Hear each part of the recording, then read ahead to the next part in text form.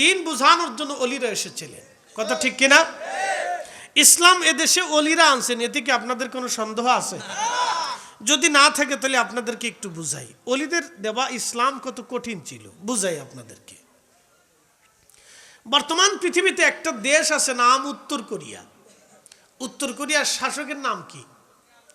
Kim Jong উন। Kim Jong উন, শোনেন, এবারটা খুব মারাত্মক।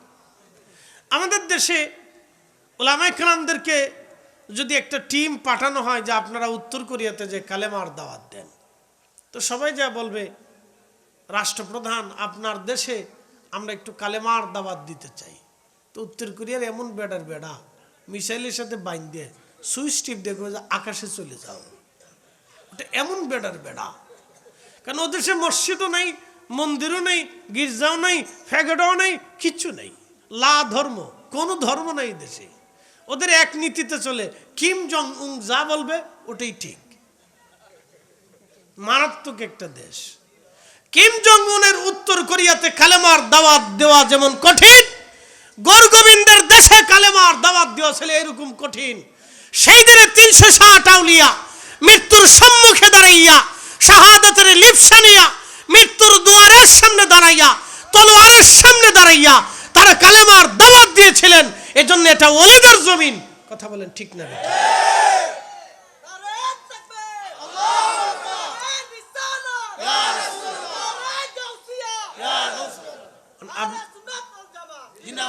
আপনি যদি ভাবেন জমিন আমার, তাহলে এটা ভুল কথা। আপনি যদি ভাবেন যে জমিন আমাদের, এটা ভুল কথা। 2 দিনের বৈরাগী ভাতের অন্ন কয়েন না। ইসলাম ওলিরা এনেছিলেন। কি কথা কন না কেন? সত্যকে অস্বীকার করতে পারবেন? কেউ যদি নিজের বাপকে অস্বীকার করে তাহলে কি হয়? জোরে ডরায় বলতেছেন, একসাথে বলেন যে কেউ তার যদি বাপকে অস্বীকার করে তাহলে সে কি?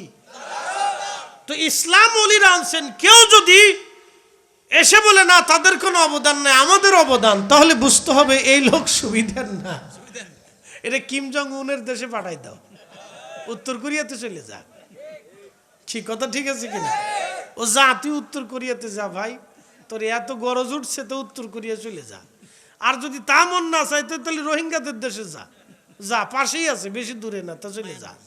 মায়ানমারে যা, দেখ কেমন লাগে, একটু যা, যে একটু দাওয়াত দিয়ে যা। তো ভাই, যার যেটা অবদান তার সেটা স্বীকার করতে হবে এবং তাদের জন্য দোয়া করতে হবে, তাদের পথ, তাদের মহব্বত নিয়ে কাজ করতে হবে, তাদের জিয়ারত করতে হবে। আল্লাহ আমরা কবুল করুক, জোরে বলে না আমিন। আমরা এমন একটা জাতি, কৃতজ্ঞতা বোধ বলে কিছু নাই। নবাব সিরাজউদ্দৌলার যখন এদেশের মানুষ ব্রিটিশরা হত্যা করেছিল, আহা, তখন এই বাঙালিরাই নবাব সিরাজউদ্দৌলার সেই লাশের উপরে থুতু নিক্ষেপ করেছিল। বুঝতে পেরেছেন? আমরা সেই জাতি, আমরা সেই জাতি। আমরা আমাদের অবদানকে অস্বীকার করি, আমরা সেই জাতি। ইতিহাস আর ঐতিহ্যকে আমরা ভুলে যাই, আমরা সেই জাতি। এই জন্য মুসলিমদের ইতিহাস স্মরণে রাখতে হবে। কথা ঠিক আছে কিনা?